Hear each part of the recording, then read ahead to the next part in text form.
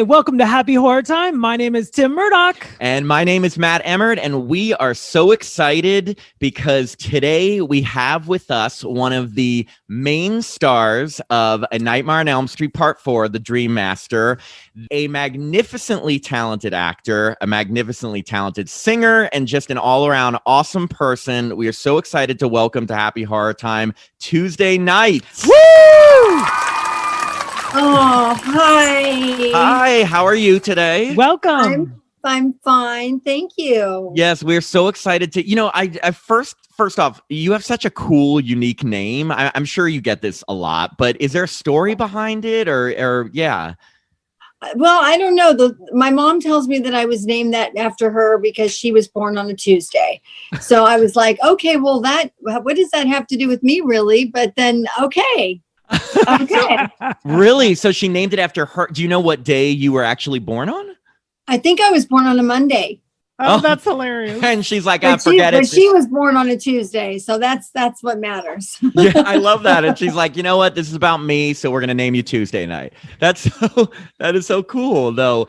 So, obviously, but before Nightmare 4, had you done much professional acting or theater, or were you more dedicated to pursuing your career in music, or how did that start? I'd done more before Nightmare. I'd done more music, and I did some TV too. I did General Hospital. I was on that soap for a while. I love soaps. Yeah, me too. I was on that one for a while. There's really a great one you have to watch on it's on what is it? Prime. I think it's called Ladies of the Lake. Have you heard of that? Why does it sound familiar? It has like all soap stars on it, right? Yeah. Yeah, does. I want to watch that. It's totally cool. You got to watch it. If you like soaps, you'll really dig it. Are you on it too? No, I'm not. Oh, I okay. wish I was, but they ended it. I saw the whole thing. I wasn't on it. Damn it. I was so bummed. Oh. But it was so good though. I want you to see it. Definitely. I'll check it out. So you had done General Hospital and and Santa Barbara. Do you remember that soap opera? Of course. I do remember that. Yes. Yeah, I did something on that too for a little bit. And then I did like things like Facts of Life and my favorite show ever. Oh my yes. God. What part did you or what role did you play in Facts of Life? I just know Facts of Life. Well, I'm a fan, but I don't know. Really?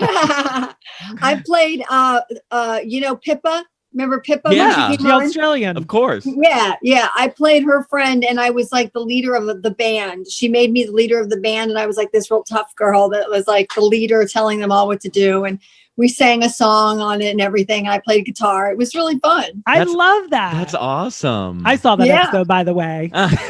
Did you? Did you see it? Of course. I think I saw it like when it was on the first time. Yeah. Oh my God. That's so cool. And then I did a really cool part on Fame. That was like my first big thing that I did.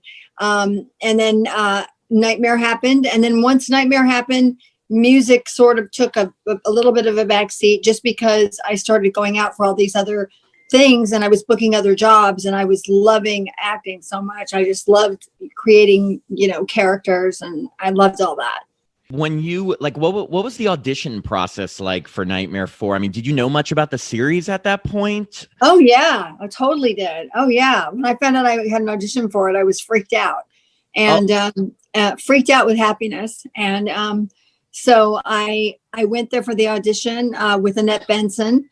And then she gave me a call back, and I came back and I read with Rennie. And then Rennie just hired me. And then that's when I asked him if I could put some music in the movie. And so I asked him if I could have a day to do it. And I went and did it in like 3 hours and brought it back, and he loved it. And then wait, you wrote that song? I wrote it and sang it. It is like the best song ever. It's like the best opening. I love that song. And we do. And we were actually Thank just you. listening to it before. We absolutely love that song. But I had read somewhere that you didn't know it was going to be in the film till like the premiere. Is that true? No, I knew it was going to be in the film, but I didn't know where it was going to be in the film. Oh. So when I sat down and I was like, oh my God, it's the title credit song, I'm like freaking out. It is such a memorable song. Was your mind blown sitting there? It was completely. It is so good. So, and you would, because you were a singer and singer-songwriter, and you just went and just wrote the song based on it and just gave it to Yeah, I just said, I'm going to write, my partner and I just said, we're going to write a song. And I said, let's write love song to Freddy. So it's like a love song to Freddy, you know, it was my swan song for Freddy. And you said, so you knew about the series at that point. So you knew like there had been 3 movies and this was the fourth. Yeah. And Yeah. Were you a fan of horror before? Yes. What's your favorite horror movie of all time? I can't believe you asked that. I love it. I love that movie. question. I got to be honest with you. Nightmare on Elm Street is really my favorite. The first one and the New Nightmare I loved. I loved all of them. I actually did not love all of them. I loved 1, I loved 4 and 3, and I loved 7. Well, tell us about 7. It's a New Nightmare. You are in it. How did that come about? Well, it was going to be a bigger story. What was going to happen was they brought me back. They brought the guy, what is his name? Nick Corey. He's a different name now. Jesus.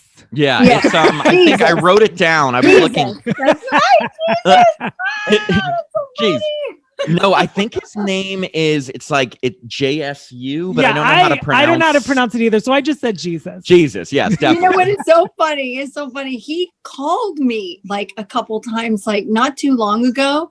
I don't even really know why, but he was like, yeah, Tuesday, this is whatever his name is, Jesu.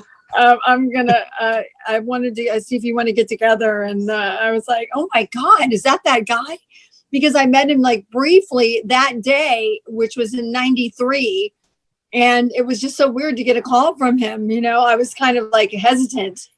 I was like, I don't know you. I'm not sure what you're doing. You're like, I can't even pronounce your name. I'm not sure if we should. I can't say your name. He's cute though, right? He's cute. Totally. Yes, he is. He's very cute. He's very cute. But the story was going to be where we were back as ourselves and we were having trouble with nightmares. And Wes was going to go into interviewing each one of us within the movie. But it happened that the movie was longer and he couldn't get that storyline in there.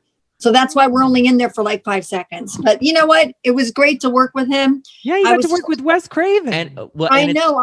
I was totally flattered and so happy to be there. And Heather and I got to hang out a lot, which was cool. I got to know her better. And Wes, I was also really happy because right after that, Wes did this article and he said that that I played Kristen the way he wrote it, and that I was a survivor, and he never meant for Kristen to be a victim.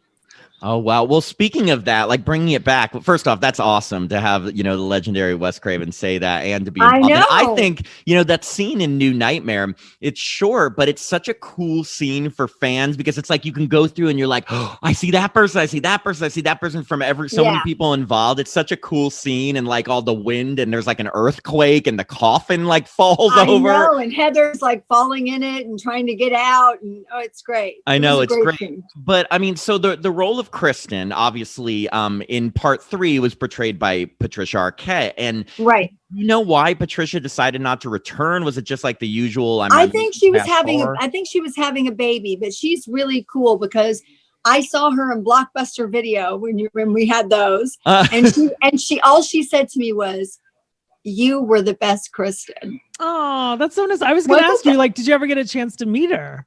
Wasn't that sweet to say? That's amazing. Amazing. Oh my God. And I was like, no, we were like, no, you were. No, I was. No. And then the front person, the attendant's like, ma'am, can you pick your video at Blockbuster, please? Exactly. They're like, can you get out of here? That's really cool. You just randomly ran into her at the Blockbuster? Yes, randomly with her and her, I think it was her daughter. Yeah. Oh my gosh. Yeah. I mean, she obviously played the role in part 3. And then, when you first got the role, what was it like? Did you feel pressure to play the part as Patricia did, or did you just try not to let her performance make it your own? Influence? No, I didn't. I didn't feel pressured one bit. I made it my own. I looked at her when I was auditioning. I watched 3. I kind of got some of her mannerisms down, kind of did my hair like that. Those kinds of things I did. But the minute that I got the part, I just let it go. And I was like, I'm just going to do this part the way I see it. And I saw Kristen in this one being more edgy. I saw her with a bigger edge than Patricia was a victim in the other one. She was very meek, I thought. And in this one, I was like, no, this has got to be more of a. You're a warrior. Yeah, No, warrior. To That's be right. honest, I just wanted to say this, and this is the complete truth. Like, we felt like you brought like this newfound confidence to the part. Like, it was just a really like a certain edge, like you were saying to Kristen. So it was just really cool to see the character evolve in that way. So, you know, we loved you as Kristen. It's not to take away anything from Patricia. It's just like you said, you know, it's a different role, but by the time you're taking over the role, she's not in the institution anymore. She's a little bit, you know, she's more of a fighter. She smokes. Right. She's cool. She lives in a beautiful house. She's got a cute boyfriend. That's right. But it is cool. So I think it's great that like you took the character and did that. And so, yeah, but I think it's also cool that it's like you watched the third one, but also you didn't let it influence what you were doing. No, I didn't. For some reason, it's the way I act too. When I'm preparing for something, I'll prepare it and really get it down, but then I let it go when I start to work, because I like it to be fresh and I want it to be real. So because I feel if you overdo it, then it's never going to come out realistic, and you're not going to be listening to the other person. You're going to be paying attention to your lines and all that, which I can't do. Because I suck if I'm memorizing or I have cue words or my cue or any of that. I'm like, no, don't say that. Well, so what was it like? I mean, we've watched different documentaries and things and heard all kinds of stuff about the director, Renny Harlin, and working with him. What was it like working with him? I mean, I read there was like tension between him and Bob Shea during filming, or like what? Oh, yeah. Well, there was tension. I was going out with Andras at the time, the guy who played my boyfriend. Oh. In real life. So wow. So and it was Method. And he was cute. Yeah. You're like Very Method. cute. I totally got into the role. I dated my boyfriend. Yes, I was a method actress. It was and Renny liked me. And I liked Renny, I mean, in a director sort of way, but he kind of had a little bit of a crush on me, I think. And so there was tension between him and Andras, which was for sure. And everybody thought we were sleeping together, me and Renny, the whole cast. Everybody still does. They still think I'm lying, and they think that we were having this big affair. You know what? I should have had the affair, because I would have been in The Long Kiss Goodnight. I would have been in, you know, what other movies did he do? Die Hard 2? Die Hard 2? Come on. I mean, come on. Was I a dummy or what? No. I mean, but wait. Sorry. I love triangles. So so Renny had a crush on you. You were dating Andras, is his name. And was Renny actually treating Andras badly because of that, or did he keep it away? Well, professional. Andras thought he was. Oh. This was like my first film, and I was pretty young, and I was really sort of naive, and I didn't really pay attention to that. I knew a lot of the cast were really like, okay, well, I'll tell you the truth. When I first saw the Never Sleep Again, besides getting over cancer, and I had cancer, I had breast cancer, and I had dark hair, and I was swollen, and I didn't look like myself at all, which I'm sure if you've seen it, it doesn't look like me at all. And I just looked awful, and I had to do it because it was the time to do it. But everybody, when I saw that documentary, my feelings were really hurt. I couldn't believe how they were talking about me, and how they were saying that I was the queen bee, and that I was, it was Renny and me, and it was Tuesday every day, and just all these kinds of things that were said. It really hurt my feelings, and I just was like, wow. I can't believe it. So I'm not fond of that documentary at all, because that one really hurt my feelings. And I just had to finally let go of it and say, okay, I mean, I couldn't help it that the director favored me. Yeah. You know what I mean? I wasn't the type at that time. And I don't think I even would be now, but to like, be like, oh, wow, that's fascinating. Oh, he loves me. You know what I mean? Yeah. I'm not like that. So I just tried to do the best I could do. And we had a relationship, but I didn't really think it was bothering anybody. Yeah. You know? Yeah, no, and it's been a long time, and it's like crazy to if people looking back with anything but good memories. I mean, like, well, just know that you have tons of fans that all love you, and and thank so like you. so excited to be part of having you on the podcast and everything. I mean, oh wait, real quick, I had to. My boyfriend Jacob, he's a huge fan of yours, and he has to say hi. Just if you don't mind. Hi, Jacob. Hi. How are you? I'm good. How are you? I'm co-producer of the show, and I just wanted to say thank you so much for coming on. I heard him talking about big fans, and I was like, he said he was gonna have me say hi to her, so I better walk out now. And that's so sweet. I could say like a million gushy, embarrassing things. Do it. But no, I just want to say, like, really a huge fan of all of your work, your film, television, and your music a lot, and like you look freaking great. Thanks for coming on the show. Thank you so much. Oh, thank you. You're so sweet. You're adorable too. You guys are all three is so adorable. Isn't he? Isn't he? Yes, no. he is. I definitely see what you see in him. Yes. I'm gonna float away. Oh, those are, you guys have. Oh, you're so sweet. Yeah, I wanted to. He was definitely huge. I mean, we're all fans, but we were listening to your music like before this for the last hour, like going through everything. We were just very. Did you see my new music video? Is it the one for the Bloody Man? No, it's a new one. It's called Just Like That. It's on YouTube. No, we didn't see the music video, but we probably are going to turn it on immediately after. Yeah, you gotta check it out and see. Let me know what you think of it. Of course. I what I was saying is that we had recently interviewed Monica Keena from Freddy vs. Jason and just asked her about working with Robert Englund, and I just would love to hear. She was just saying how incredibly sweet he was, and it's so funny because he's playing such a brutal character. But what are your memories of working with Robert Englund and what he was like?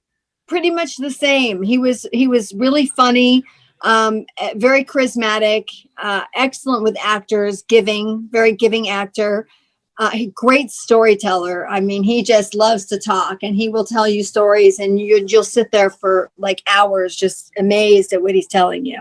He could be talking about like caulking his bathroom. Excuse my French. No, that's the correct word. Yeah. He could be like talking. Right? Yeah, I know, but it's just such a funny word. It is a funny word. It's hilarious. But I mean, it's a beautiful word, but you know,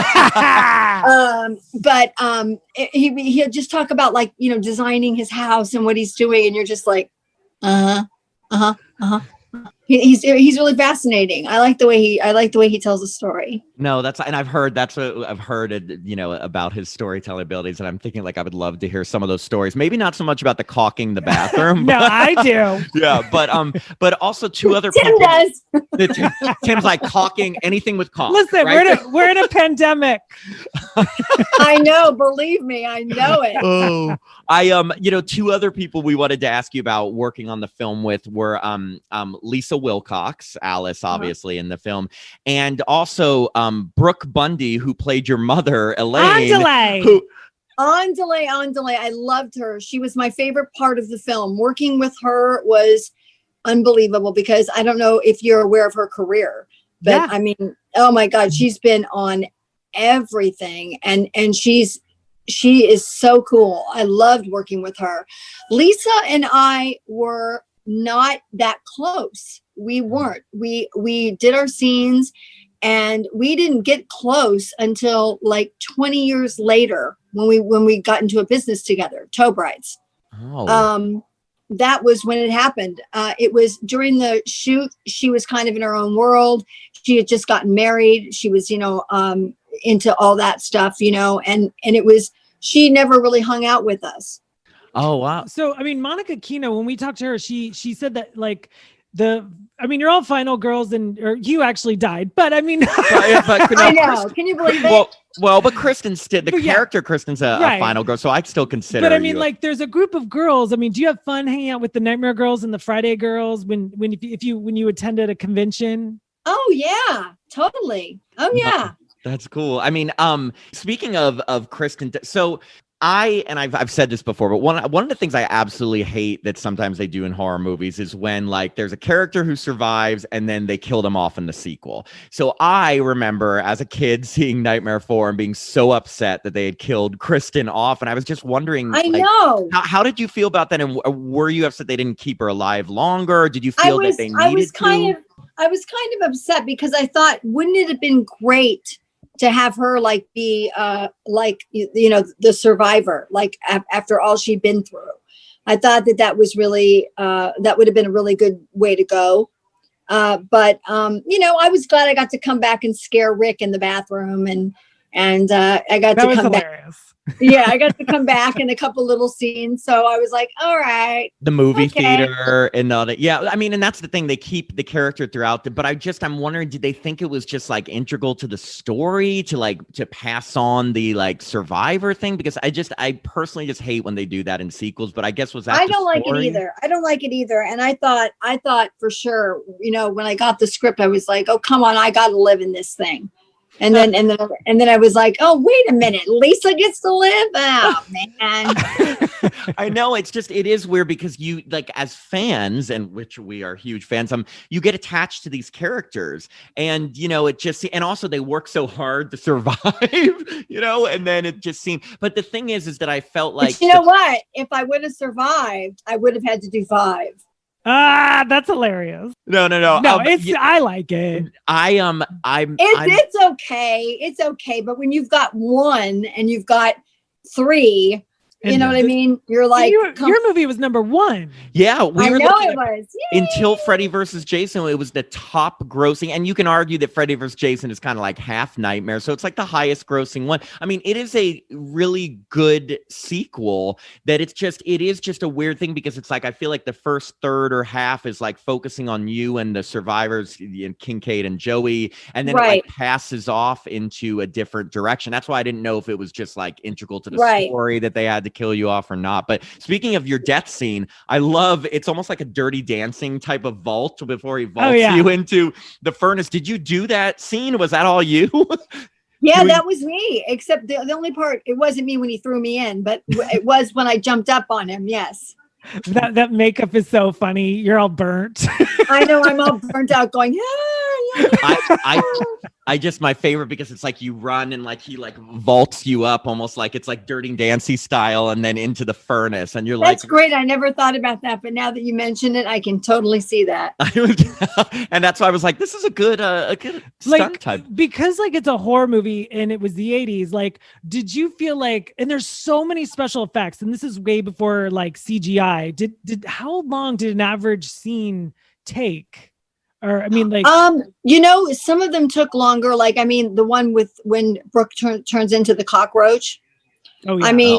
I mean, like that took longer. But what a great scene! And you know what? When I saw this movie, you know, for that year thing we went to, that premiere they had, like about, I think it was like 3 years ago. Oh yeah, I was there, and you sang. I know. Yes, that was awesome. And it was packed. I know it was, and that. Seeing it there again on a big screen like that, it was so good. And it was like the special effects were done so well back then for like, you know what I mean? It was actually nice to see them not CGI. Mm-hmm. Yeah. You know? No, it is. And a lot of movies today, it's just, it's CGI. It's just too much, you know, it looks fake and miss the old 80s effects. And going back, like, was there a premiere in 88 or I mean, like today everything is so documented, but like, was it like a red carpet premiere or? I'm trying to think, was there? God, I can't even remember that. I think there was definitely a showing of it, because that was when I went there and my agent came and everybody came there. So I think there was one. And then after that, we went as a group to different theaters and sat in the back row and then watched how people reacted to it. And they like didn't even know we were in there. It was just so funny. We'd watch them like laugh and like, you know, be like, you know, it was like really cool to see the reaction of people. Oh, that's awesome. a blast. I love Yeah. everything about that. I know that's Yeah. awesome. You know, we are obviously we already mentioned the song "Nightmare" and how integral to the movie it was, but I think so how can people get their hands on Nightmare? I think you released it in one of your albums a few years ago, and then you released its own EP in vinyl. Yeah, you can get it on iTunes. Okay, but was when you had released? I think it was a few years ago. It was like an EP or something. There was a lot of different mixes, or just different versions. There was a lot of different mixes on it. Yeah, I think that's still up there. That is awesome. That's got to be such a good feeling knowing that you made a song will stand the test of time. Yeah, I'm really proud of it, and it really opened the door for me. Rennie really opened the door for me for other films and putting music in other films because it really made an impact, and I was really grateful. Yeah, no, that's awesome. And it's because there aren't, horror movies usually are known for their themes, their theme music, but it's really cool when a horror franchise can have like a song that is like the quintessential song. Did you hear the song that I wrote for The Bloody Man?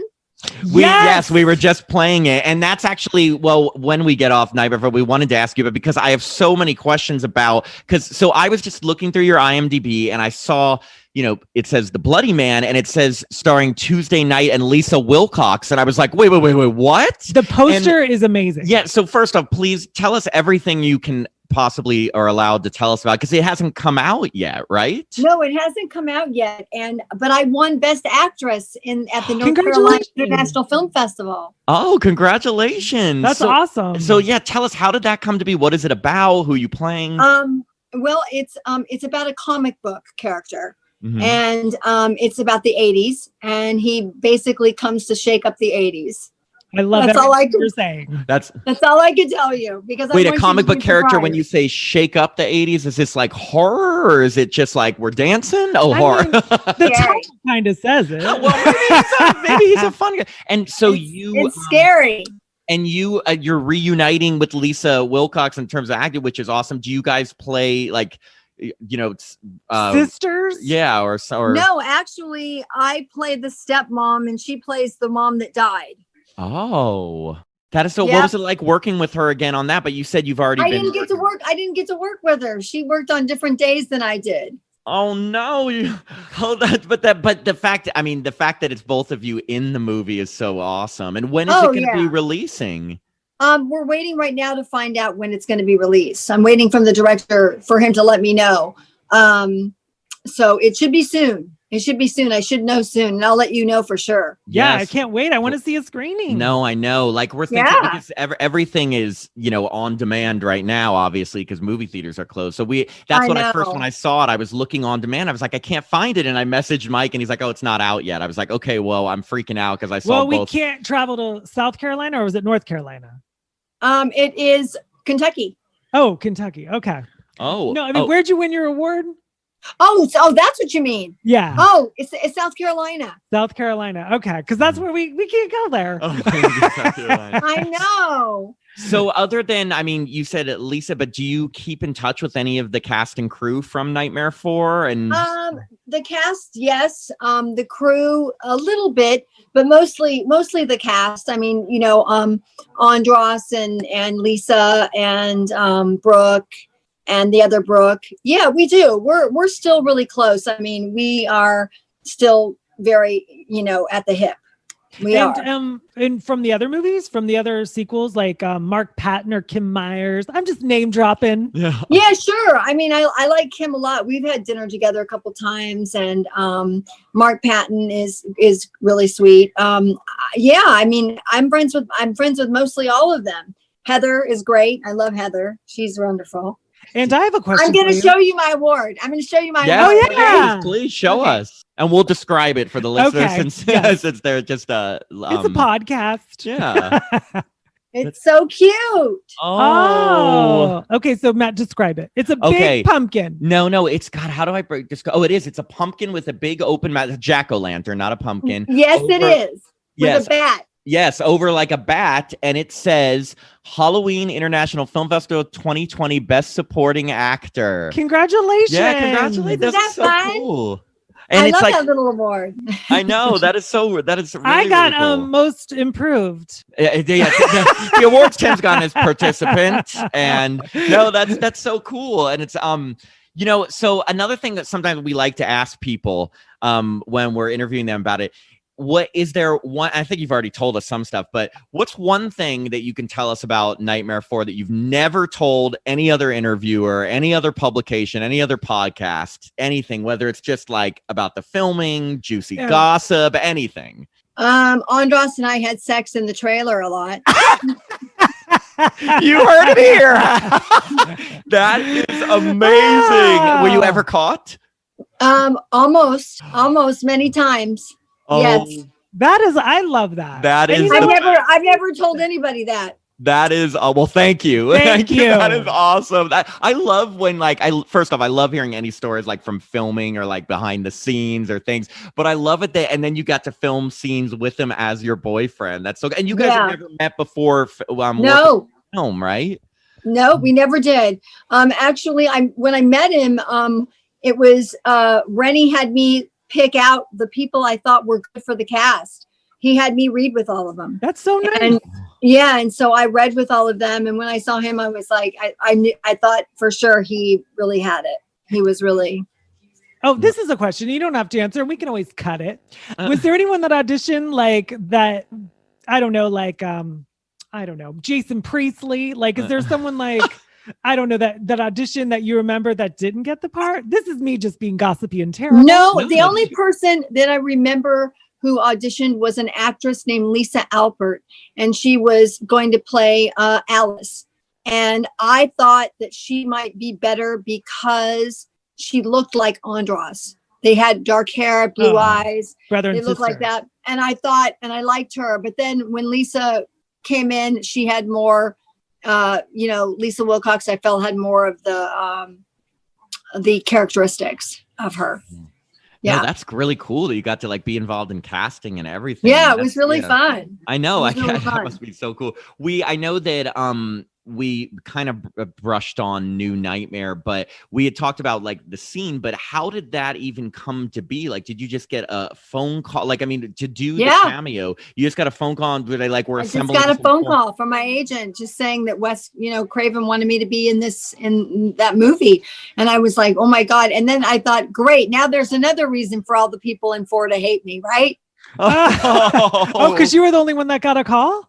Yes. That's what I was wondering is that other than you and I hate saying Jesus because we don't say, but like, were there other people that they tried to get in that scene but they couldn't, or from other movies that they wanted to get in that scene? I don't know. Gosh, I didn't know anything about that. I just knew that we all just reported there and we were told to go there, and I was like, wow, okay, yeah. And then you're playing yourself. Yeah. So it was fun, right? It was like the meta. It was like before Scream, the meta version. I love New Nightmare, by the way. I mean, like, I just think it's such a cool interpretation of it, and it's just so genius. Like, and especially for its time, because before I think it was Scream, way before its time. I don't think audiences were ready for something so sophisticated. And I agree. I think it was really, really, really good. I loved it. I thought it was good.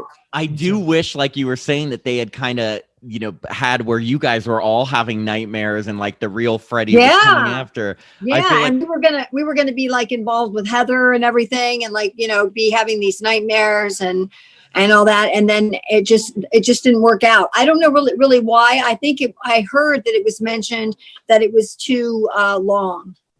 I mean, the movie, if I do remember, that movie is a long film, and it's pushing 2 hours. It is. Yeah. And I'm thinking maybe, I mean, there was in that movie, it's a lot to comprehend because it's such a mind fuck between like, knowing that these are actors who are playing themselves, but they're I know. Like, and you never know where you are. Yeah. No. So I'm thinking if they went into too many of the former actors, people would be like, but wait, but Heather's playing Heather. She has a son, but she's an actress who really doesn't have a son. And then if they were like, well, Tuesday. And is that really her house, or is that really her and car? And Tuesday's back, but wait, she was Kristen. She was killed in the fourth one, but then she was, just like, but is she playing herself or is it just a kid? Yeah, but it was a cool thing.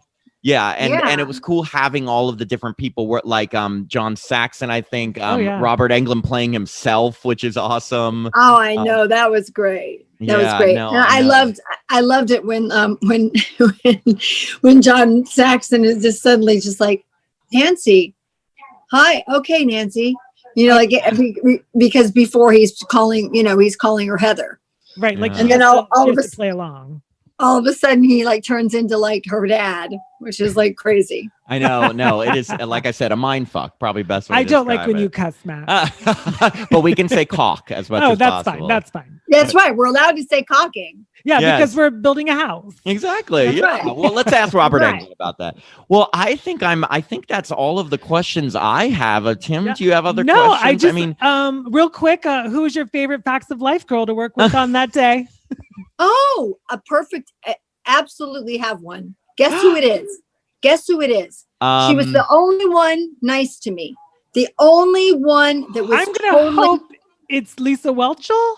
It was. Oh, Yay, Blair! wow. Which is funny because she plays probably what you would consider the meanest of the four, and That's I love right. it. You're Oh, right. And the other okay. ones were snotty, and it was their show, and they didn't care. And Oh. she was so nice. And that's why now when I see her on TV, I'm always like, you are so nice. I just remember her because she was so nice to me. I love that. I I know, love hearing too. that. And I hope that, like, regardless of how the documentary went or whatever, that, like, that you have such incredibly devoted fans like us, like my I know. boyfriend who you Aw. saw I haven't seen him get that nervous in a long time. Yeah. So, Oh, like, he's so cute. and people absolutely love your character, loved your interpretation of the character, love your music. Your music is so cool. Like, Thank you. we really My favorite song is Temporarily Obsessed. Oh yeah. Yeah, that's a good one. I like Yeah. that one too. Right now I'm gonna be like auditioning to play Madonna. You know, I see it. I totally. Yeah. I know that people on a podcast can't see you, but I see it. Yeah, Yeah. no, I could see that. Wait, for what? For a movie? For a show? For a Yeah, to play her in the 90s. And the thing is she already they saw me from her company already and wanted me to play her. Oh my God, the- fingers crossed. Yeah, Wow. fingers crossed. So I'm hoping that goes well. I sent them my videos and all my stuff and my music reel and a bunch of my acting reel stuff. So yeah, that would be amazing. I was going to ask about upcoming projects, but I guess that would be That's a big one. That is a big one. Wow. Yeah. That must have. You got to look at my video. Don't forget, because I want to know what you think of it. Oh, Okay. 100%. We It's will. a very sexy song. Yes, awesome. No, we, like I said, for Fantastic. the last hour, we were literally, and I'm not just saying that, we were literally listening to your songs. We were like getting in the mood. We were listening to Nightmare a few times. You So, have my email, don't you? You have Yes, my email, yes. right? Uh-huh. So write me and tell me what you think of it. We will Okay. 100% do that right after we get off. Well, I And just want to, it's called Just Like That. just like that. Wait, I want to write. I'll this remember Just that. like that. I can. Yeah. Yeah, we're gonna do it right after this. But so we just want to thank you so much, Tuesday. Of for course, taking thank the you for time. having me. Seriously, it's been. Bye, Madonna. I know it's been an honor talking to you. Getting Bye, the David scoop. Bowie. That is hilarious. I don't see it, but thank you. Oh, my- He's like Tim is so pretty. He's like David Bowie looks. He's I got like- and that's an honor. I'll to get take that. it. I'll take it. yeah, that's a compliment, a huge compliment. Bowie's Thank gorgeous. you. And who do I look like? I look like you're like Corey Feldman. Ah! No, you do not. You're way cuter than Feldman. Oh, Corey Haim. stop, but continue. No, in college, if you can believe it, I used to get Corey Feldman all the time, and I was like, in Did college. you? Well, when I was in my 20s and 30s, I got Madonna so much that I did everything I could possibly do as an actress to change it. I dyed my hair dark. They still thought I looked like Madonna. I dyed my hair red. They still thought I looked like Madonna.